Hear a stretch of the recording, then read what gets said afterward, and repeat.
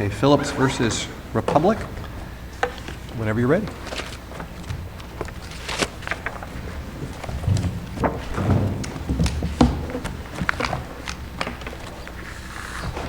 Actually, Ms. Cox, if you could just give me a second. I need to pull Certainly. up these briefs on the... I don't want to use your time doing that, so hold on one second. I'm sorry? Let me pull up the briefs and everything from this case, if you'll give me a second. And while you do so, can I ask you a Yes. preliminary question? I have photographs that I wanted to show the court, and there's no bailiff or clerk. Can I approach and, We have those photographs in the record. okay, I didn't know if you had them before you, so. I have them on my iPad. You do, perfect. But- Well, But if you just want to hold them up, that's from there, that's fine. okay, well, I don't know if you can see them, so. Or if we want, we can have you come up. Okay. Hold on one second.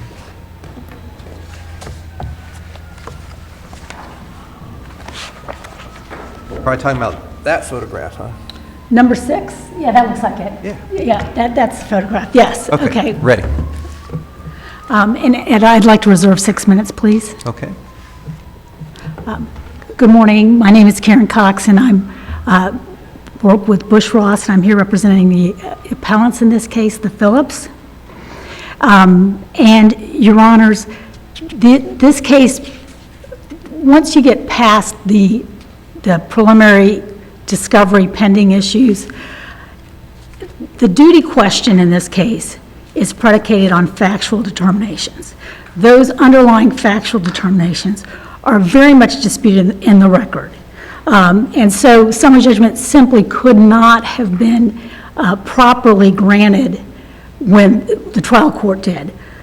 Whether the skylight itself constituted a latent danger was a disputed factual issue.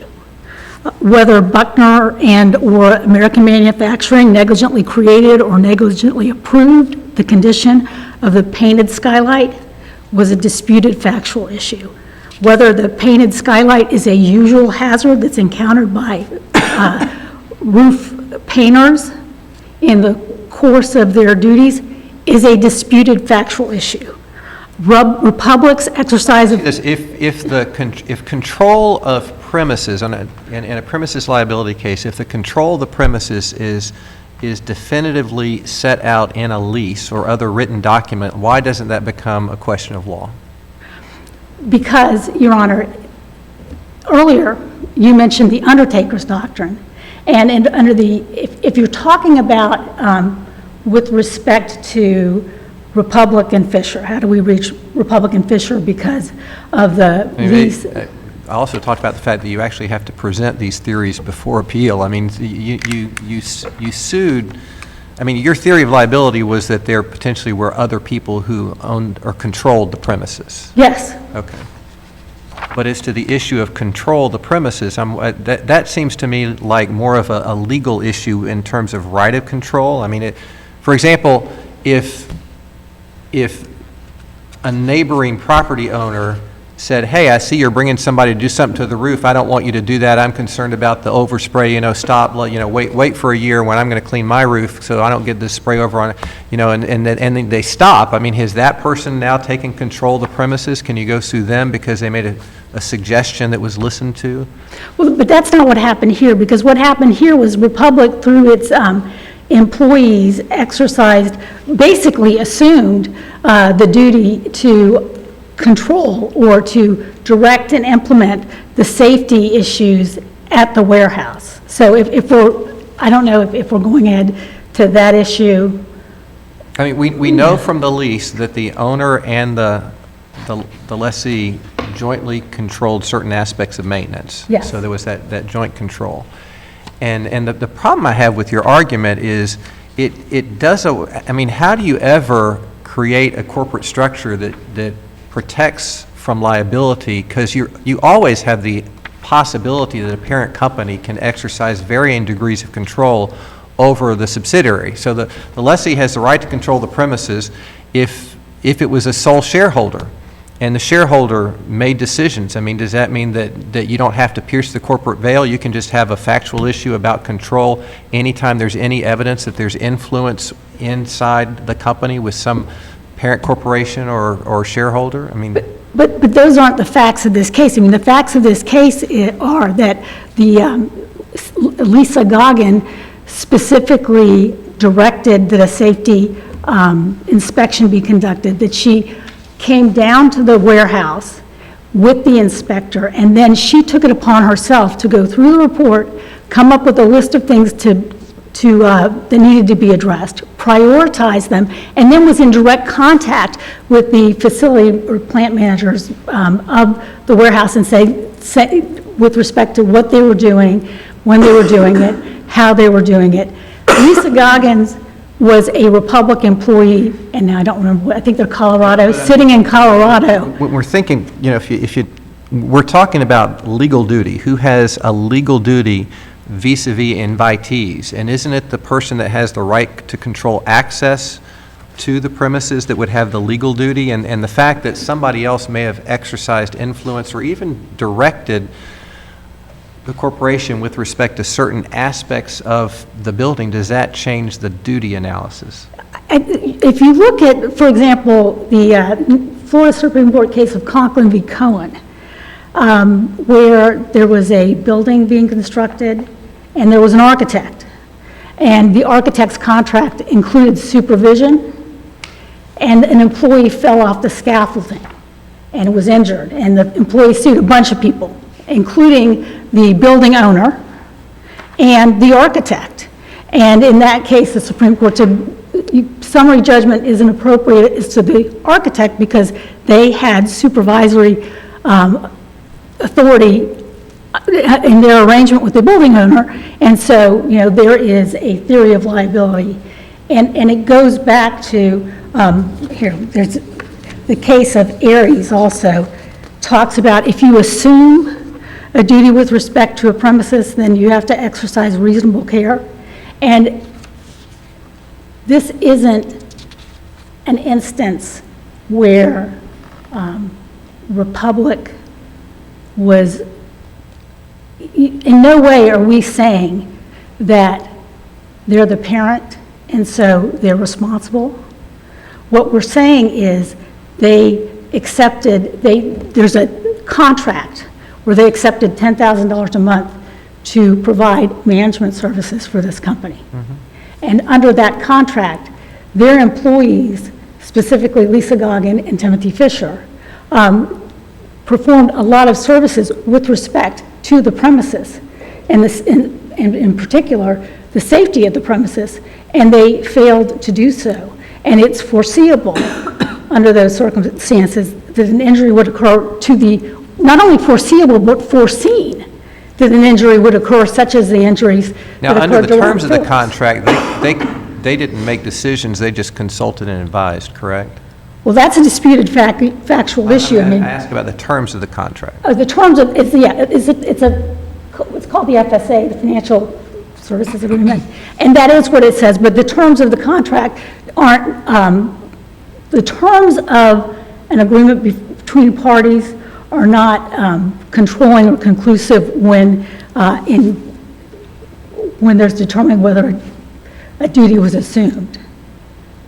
So, I mean, it seems to me that we ought to, shouldn't we focus on legal right to control? Say, so my son has a business, he has a workshop, and he does, and I don't have anything to do with it, never have. But what if I was a meddling parent and came in and said, yeah, you should do this, and he thought for some reason he needed to listen to me, or I undertook to give him advice? Does that mean that I'm potentially liable for those premises? Because even though I have no legal right to control the premises, no legal right to control access to it, but because he listens to me, thinks he needs to, thinks he should, thinks he has to, whatever, does that make me legally liable? Do I now have a duty? If you undertook to assure the safety of people, and they're beyond just saying this is what you should do, but that's not what happened here. Because what happened here was not only did they direct that an inspection be conducted, but the plant managers say that there was ongoing consultation, and it was their testimony that Republic had the authority to tell them what to do. And it becomes a disputed factual issue at that point. So if we're going to Republic, you asked about the lease earlier, and what I wasn't sure about is if you were asking with respect to Buckner and whether Buckner as the property owner had the authority to control the premises, and the facts here are pretty clear that he retained rights under the actual lease. Okay, that wasn't your, okay. So in this, beyond the discovery issue, but you really can't get the predicate issue as far as whether or not summary judgment was premature is really controlled by this court's decision in UFFDAA. So it's a common practice, I think, for people who own a lot of property and manage them, those properties, to set up an individual corporation with each property. And so, you know, for liability protection purposes, and you have whatever insurance you have and that kind of thing. But whether it's another corporation or an individual who owns those properties, they're going, it's just troubling to me, the theory that you don't have to pierce the corporate veil to hold them liable if they exercise any control over the corporation that holds the property. If I have an individual property and then I hire a property manager, and there's negligence on the property, and someone's injured, they can go against me as a property owner and against the property manager. If the property manager did something that constituted negligence, if there was a negligent... is like the property manager? Under the facts of this case, yes, with respect to specifically the issue in this case, which is the safety of the building, and specifically with respect to the condition of the roof and the skylights, yes. So this isn't, an issue where the plaintiffs are saying that you hold the shares of this company, you hold 66% of the shares, and so you have a financial interest. This is a case where the plaintiffs are saying, you took charge of this specific issue, the safety of the plant, and in fact, did certain things with knowledge of the issue with the skylight, and so it was foreseeable to you. So they assumed a duty. They, had control as compared, based on the testimony. Just real quickly, what about, was it American Manufacturing Buckner's yes. company? What's your theory there? I mean... Well, the theory there, discovery is ongoing. Well, you didn't move to continue. You didn't, I mean, you even set the summary judgment hearing. That's... Well, but that's not the law. So, I mean, the law is that the facts have to be crystallized, and if there's outstanding discovery, you have to preserve an issue for appeal. I have a hard time seeing how you preserve this issue for appeal. It was raised on rehearing, Your Honor. It was on timely filed motions for rehearing, and the cases cited to the court, including Stone versus Stone and Young versus Naples Community Hospital, say that if an issue that's not raised at the initial summary judgment hearing, but is raised in a motion for rehearing, then it's preserved, because the trial court has the opportunity to address it, and it's... But you actually set the hearing for, the hearing on the motion for summary judgment. There were two motions for summary judgment, and there were cross notices for the Republic hearing. It was set by cross notice for the June 26th date, I believe is the date it was heard. I could be wrong on the date. So that is correct. We set it, and the other side. So your position with American Manufacturing is simply that we could find something later, because there's certainly nothing now.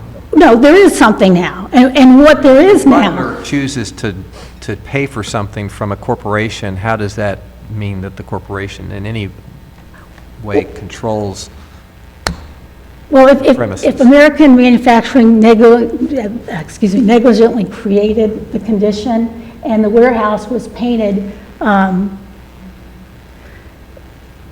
sometime after 2000, immediately after 2000, American Manufacturing paid for painting the warehouse then. It paid for the repairs to the warehouse when Vactron leased it, and we don't know. I mean, the facts aren't crystallized. I mean, so it is, American Manufacturing would be liable under negligence if it negligently created or approved of the condition. And as far as their control at the time, again, there certainly are facts in the record that suggest that American Manufacturing had a role with respect to maintenance of the warehouse because it continued to pay for things. I reserve You're time, under so 6 I know, minutes if so you want. I don't want to. Okay. Thank you.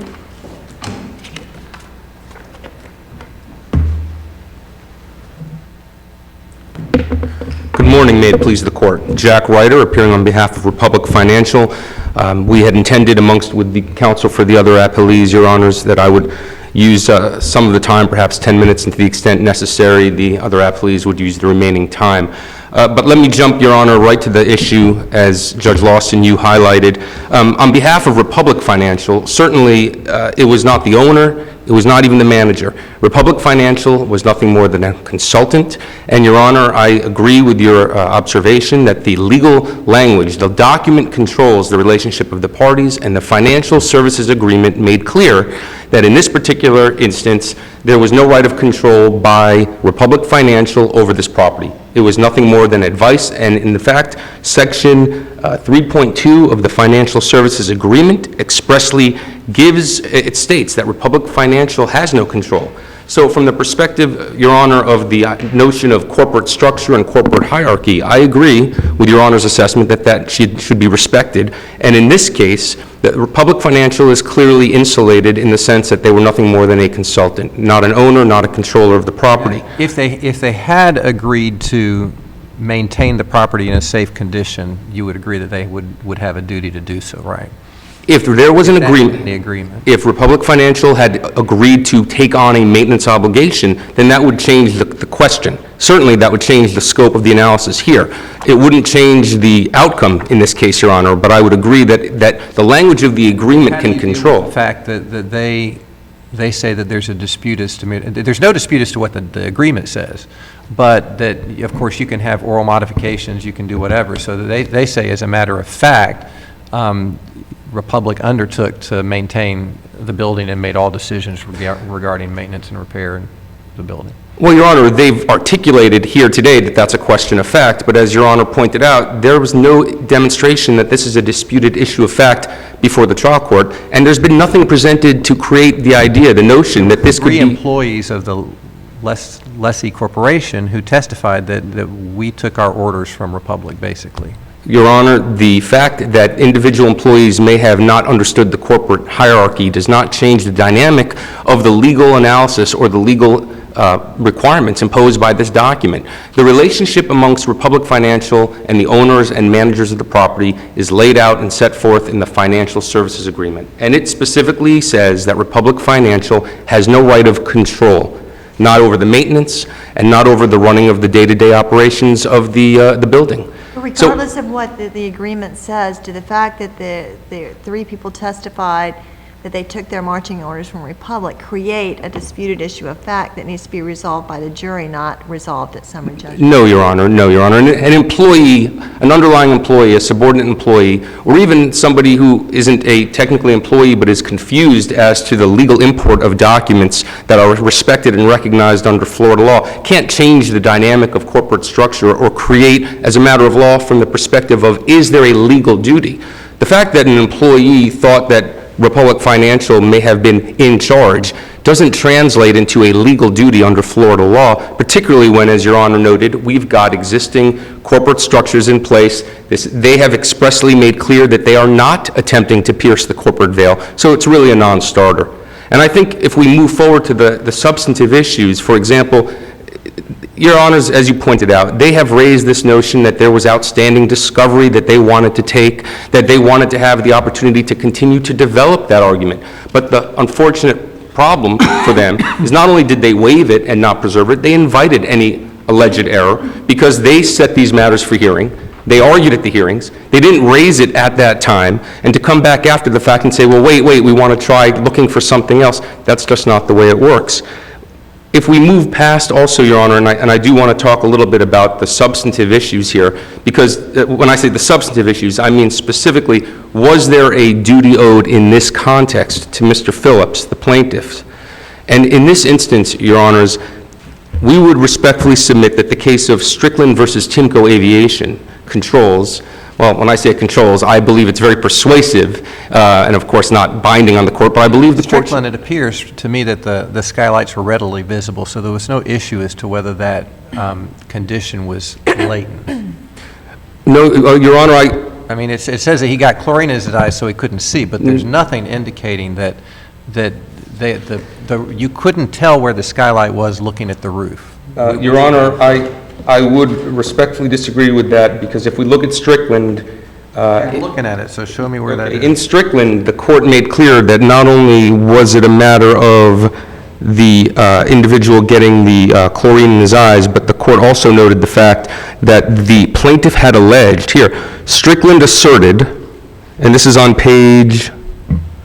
I'm looking at the Westlaw version, but I'm going to read from the case, Your Honor. This is page 1005. Strickland asserted that Timco was negligent because the skylights were indistinguishable from the roof because of their color, could not withstand 200 pounds of perpendicular pressure, and lacked protective guardrails in violation of Occupational Safety and Health Administration and industry standards.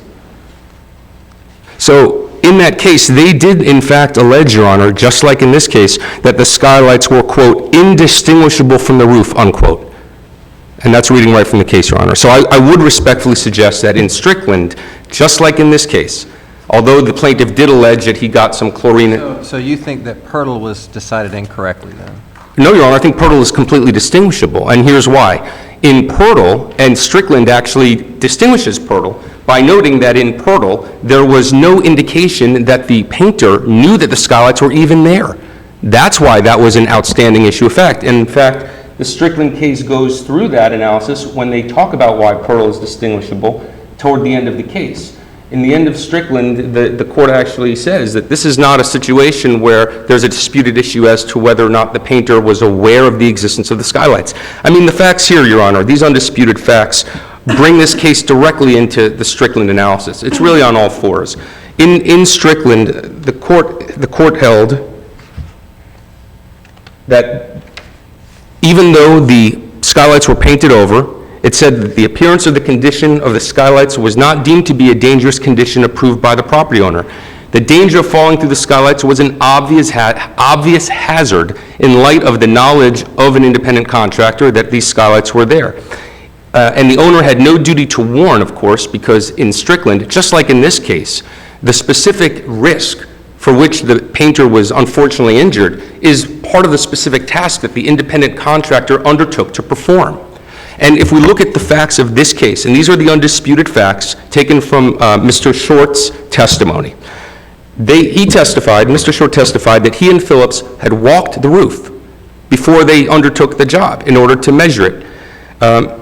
The proposal submitted by Mr. Phillips in the record at 2119 specifically included within its tasks to, quote, clean and caulk existing skylights. Completely distinguishable from Pirtle, where in Pirtle, the court didn't even know whether the painter knew that the skylights were there. Here, Mr. Phillips, who was unfortunately injured, put in his proposal that part of the undertaking was to, quote, clean and caulk existing skylights. In his testimony, Mr. Short acknowledged that this was part of their contract on page 39 of Mr. Short's deposition. Mr. Short actually testified that the skylights were, quote, plain as day, unquote, on page 29, and therefore they did not try to count them or map them out. He testified that... You know that there is a disputed material fact as to that, whether they were plain as day. Well, Your Honor, I'm going by Mr. Short's testimony. Right, but the other contractor whose testimony we can get says you could not see them at all from the roof. That he couldn't distinguish. And the pictures... Well, we don't know that from Mr. Phillips, Your Honor, because, I mean, Mr. Phillips didn't testify. Right. So the only evidence in the record that we have is from his partner, Mr. Short. We know that these... He also said you couldn't see that particular skylight at all. You couldn't distinguish between the roof and that skylight that Mr. Phillips fell through, didn't he?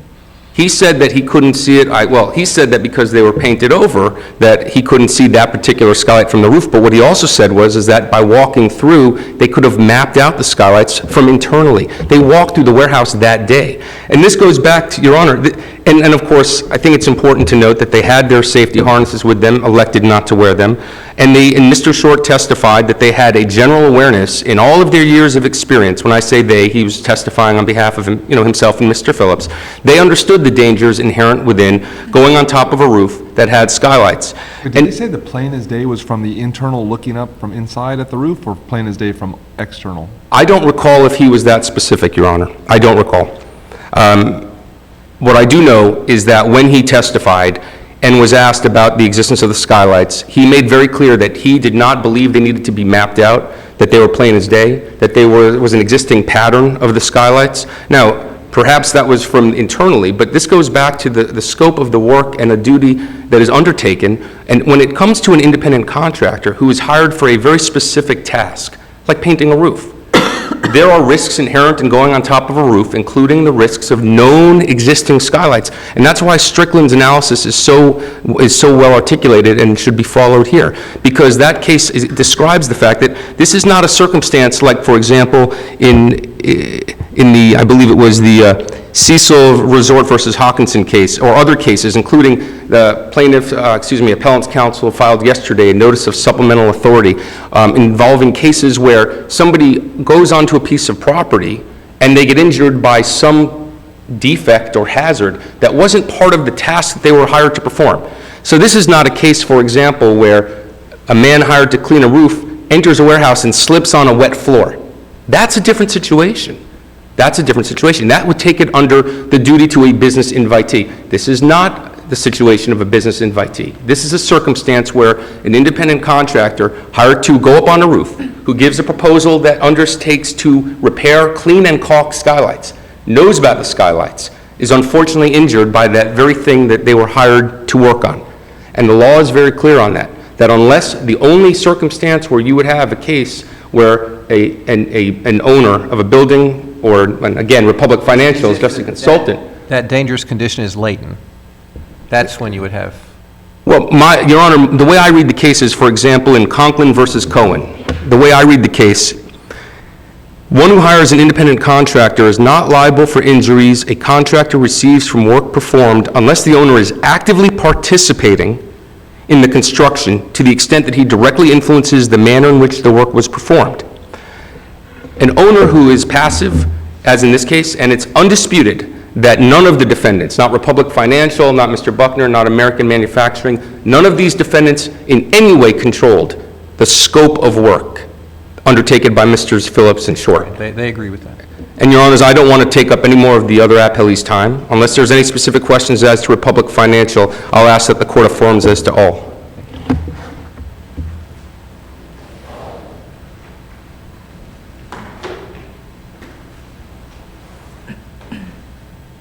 May it please the court, Darrell Richards for Don Buckner and American Manufacturing and Machine.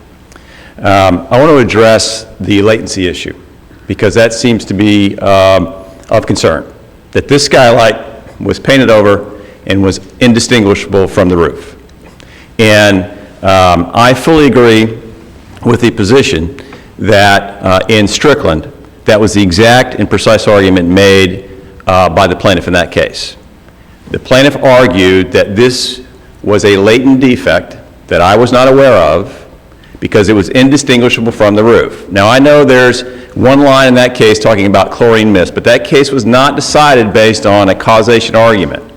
The summary judgment was not entered in favor of the landowner on the basis that this latency did not cause the injury. The chlorine mist did. That case was decided very specifically. The court says there is no legal duty, and the question of duty is a matter of law. And the way the court got there was by analyzing this not from a business invitee analysis. The court said when an independent contractor, who is the expert, is hired to do dangerous work and is hurt by the very hazard that they've contracted to work on, that there is no duty. It is analyzed under the theory that a property owner does not owe a duty to an independent contractor that is hurt in the performance of their work. This court has said that in the Cecil versus Hokinson case. There's multiple other cases that say that as a general proposition. Now, is the fact that there's an allegation in this case that the skylight was painted over a difference that makes a distinction that makes a difference? And I say no. And here's why. In that case of Timco, that very question was asked to the court. And the court said, no, property owner does not have a duty to warn you of the hazard that you're there and you've contracted to work on, the skylights. You, contractor, have the duty, and this is the words from the first district, distinguishing Pearl, since you've contracted to work on this hazard, specifically, there's no fact dispute in that case that the contractor contracted to work on skylights, just as in this case. No fact dispute. They contracted to work on it. The court said, it is your duty, contractor, not property owner, to locate and to ascertain the condition of each of those hazards you've contracted to work on. Now, I asked Mr. Short in this case, in his deposition, did you have to locate and ascertain the condition of these skylights in order to perform your contractual work? Yes, I did. Did you do that? No, I did not. Could you have done that? Absolutely could have. Even in the briefs below, before the trial court, the appellants admitted that the existence of skylights was obvious from even a casual glance from under the roof. So it's not a question that these contractors could not locate the skylights. They just didn't do it. And the law says we're going to analyze the duties to the supposed expert doing dangerous work differently than the gratuitous helper or someone that's just on the property to buy something that's an invitee. We're going to analyze it differently because when a contractor is contracted to do dangerous work, the law says, you independent contractor, once you come on to do this dangerous work, you take control of your work site.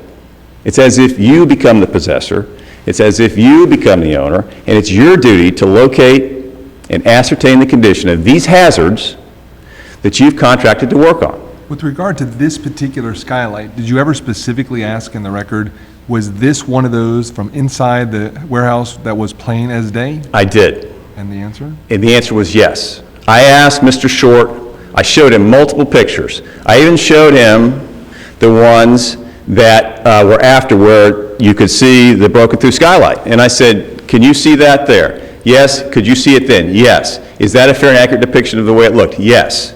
Could you have determined the location of these from underneath? Yes. And I said, and as I said, at the record, in the record, page 2357, the appellants below said, while the existence of the skylights was obvious from even a casual glance from under the roof, from above it was different. I even asked Mr. Short, if you look at all these skylights, you can see them all, right? And can you see that some of them have slightly different colors to them?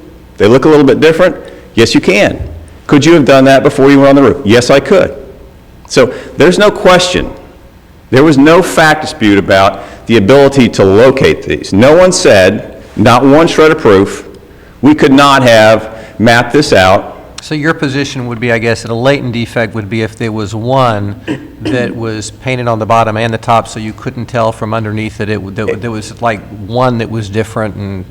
Yes. One of the cases that's relied on by appellants to try to create a distinction is the Supreme Court case of Florida Power and Light versus Robinson, which was a case in which the court analyzed a situation where the power company did a subsurface investigation on poles. The lineman would go after and work on the poles. One of them collapsed because there was a subsurface problem. And the court there said, well, property owner, Florida Power and Light, you took on the duty to do that analysis for the contractor. And by the way, you knew the contractor had no way and did not take on the duty to do that subsurface investigation. So in that circumstance, when there's no way that they've taken on the duty and there was no way they could discover it, then it's a different circumstance. That is not the circumstance here at all. So And- you're saying that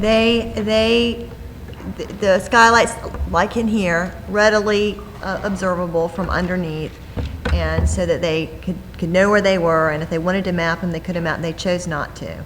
And therefore, the fact that they couldn't, maybe perhaps could not see that or didn't see it from above doesn't make a difference and doesn't create a disputed issue. I do not think that it does, for a variety of reasons.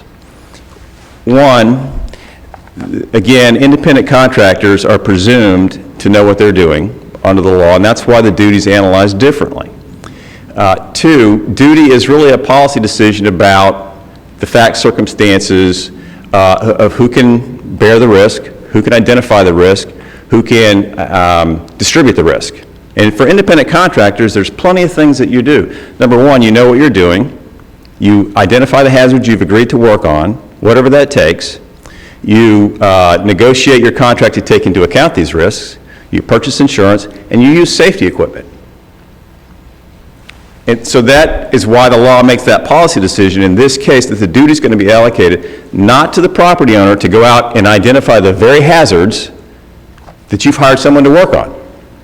And so in this case, Your Honors, we would ask that based upon the general policy plus the Strickland case, that you affirm the summary judgment. The final thing I would say as to American Manufacturing is there was absolutely nothing in the record to suggest that they occupied or had the ability to control access to this property. The estimate that was submitted was to Vactron Equipment LLC, not to Mr. Buckner or otherwise. Thank you. Thank you.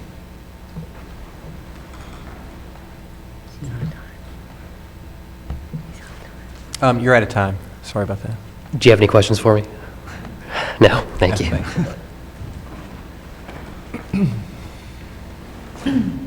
Come back again. We'll hear from you another day.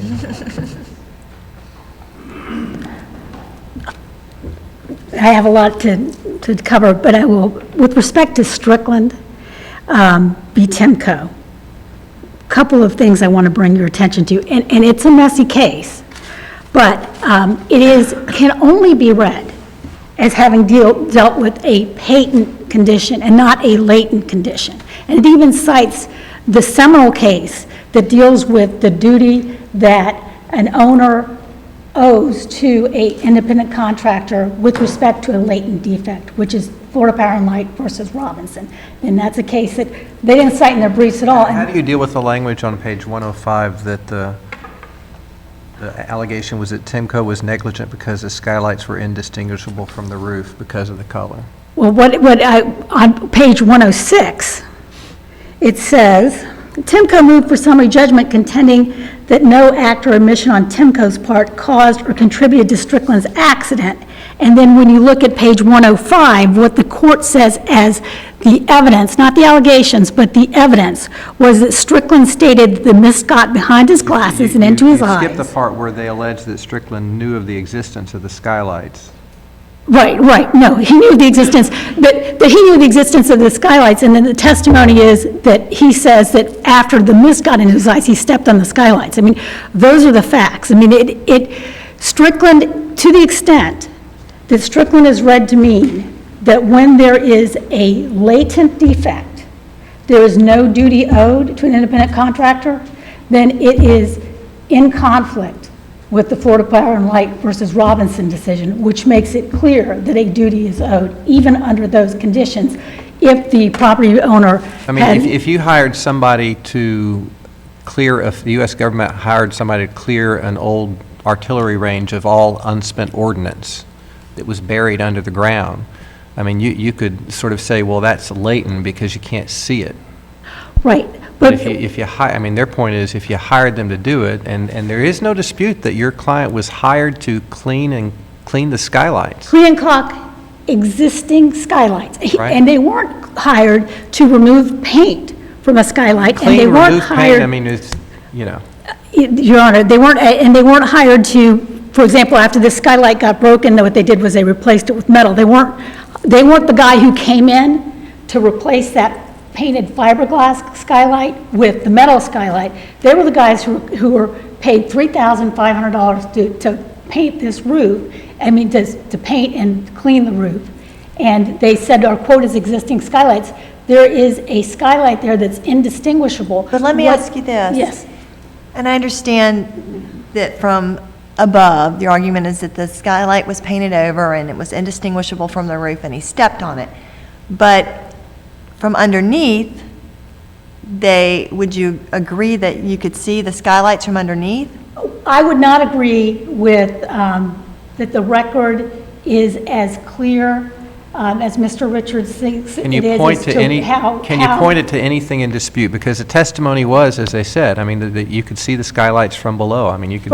From below, some of the skylights could be seen. I believe the record suggests that the skylight in You could tell where question all of them were. I mean, was that's. different. But I believe that they suggest it appeared different, and I So can't what's point the to you. testimony in contradiction to that? Okay, but there's no, but not that, but as far as plain as day clearly in the record dealt with the skylights from the roof. And what Mr. Short said when he was asked, did you go under and look up at the skylights when you were in the warehouse? He said, no, there wasn't any reason to, because they were plain as day from the roof. Because there wasn't any, he had no reason, no notice that there was going to be a problem, because he had been on the roof and he could see all the skylights, except of course for the one that was painted to look like the roof. But he had been a I thought they roofer were for... all painted. The roof was painted and all the skylights were painted with. No, not all the skylights, just one skylight was painted. That's the problem in this case. One skylight is Okay, painted. I don't recall that from the record at all, and the picture doesn't No, show. if you look at the pictures in the record, that is the situation in this case. It's one, and I say it's painted, actually, that's the testimony in the record, but the other skylights, if you look at the photographs, they are plain as day. This one is indistinguishable because it's covered with root paint. As far as whether you could see them when you walk through, that's contributory negligence. So, Right. that's for the jury. And with respect to the policy decision, I would submit that the policy decision argument was decided against the property owner in Hall versus Holland, where the, property owner, as to an independent contractor, has a greater degree of knowledge on the property. And this isn't a case where they weren't asked to remove asbestos and are complaining that the asbestos made them sick. They were asked to clean a roof, and they're complaining that there was basically a booby trap, because what Mr. Schwartz said, in his 30 years, he's never seen a skylight painted to look like the roof. It's Okay, not let a usual me see if there are any condition. other questions. Well, my question is, if you can see the skylights clearly from below, but can't see them from above, or see this particular one from above, if you can see them from below, aren't they patent versus latent? That's my question. It's not a usual hazard, no, they are, my position is, it is a latent hazard. In the scope of what these gentlemen were hired to perform, and if you look at Mr. Short's testimony, it's not a usual hazard that he would encounter. And in fact, in 30 years of cleaning roofs, and he said most warehouse roofs have skylights, he's never seen a warehouse roof with a painted skylight. He's seen skylights removed and replaced with corrugated metal, but he's never seen this situation. I think that's understandable why. And that's his testimony. The rest of the skylights were plain as day. All of the other skylights. Okay, could you've be exhausted readily your seen. time. Thank you very much. Appreciate it. Thank you. Okay, last case on the docket is